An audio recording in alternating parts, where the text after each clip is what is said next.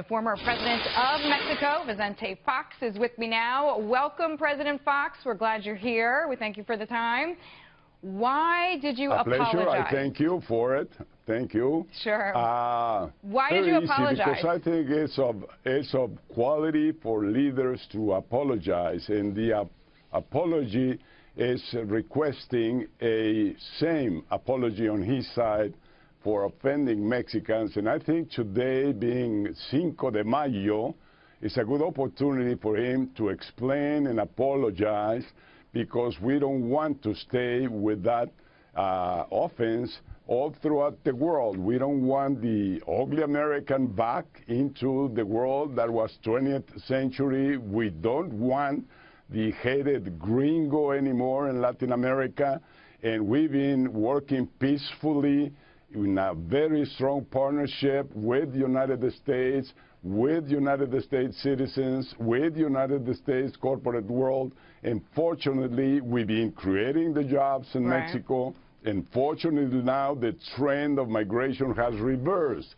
Now there are President more Fox, I want to ask you more, back. if you don't mind, about the economic ties and our interdependencies in a minute. But you said you apologized in an act of good faith. Have you heard from Donald Trump? No, none at all. And it's a good occasion, this Cinco de Mayo, for him to do. But let me tell you about NAFTA. We have created the greatest trading balance in the world between Mexico and United States. And let me point to this very specifically. What Mexico buys from United States, over $750 billion US that we buy, that we import, means jobs for well over 10 million U.S. citizens in United States.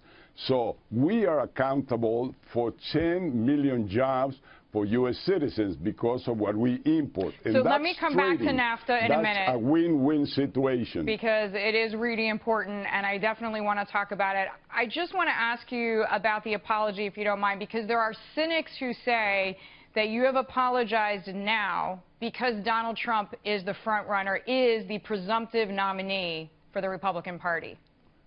That you wouldn't have apologized had he not... The front runner is Hillary Clinton with 14 points advantage over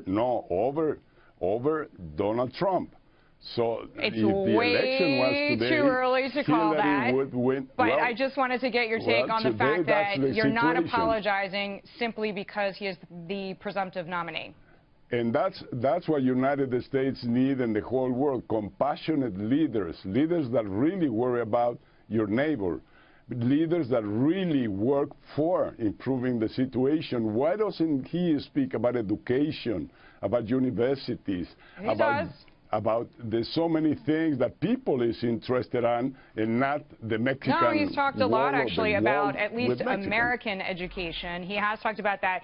You brought up NAFTA. I would like to get your reaction to this. We're going to play a soundbite, and it is exactly about NAFTA. Here it is. Her husband signed, perhaps in the history of the world, the single worst trade deal ever done. It's called NAFTA. Okay, so Donald Trump there disagreeing completely with your point of view, and we cut it just for brevity's sake, but the idea is, and I heard you say 10 million jobs are in the U.S. because of that, but there is also a lot of money and jobs that leave the U.S. because of it. For his information, the deficit of U.S. economy with Mexican is 50 billion, as he said. But he doesn't know that the deficit with China is 400 billion. The deficit with Europe is 600 billion. The deficit with the tigers of Asia is billions of dollars. So United States economy works different. You have a deficit with every single economy in the world. And if not, I ask him, give me one nation where the United States has a super rabbit. This means that he's going to go into a trade war with every nation in the world that will asphyxiate United States. And worse off, if he encloses United States within four walls. That's terrible. When you abandon your position of leadership, when you cede the space, somebody else is going to fill it up.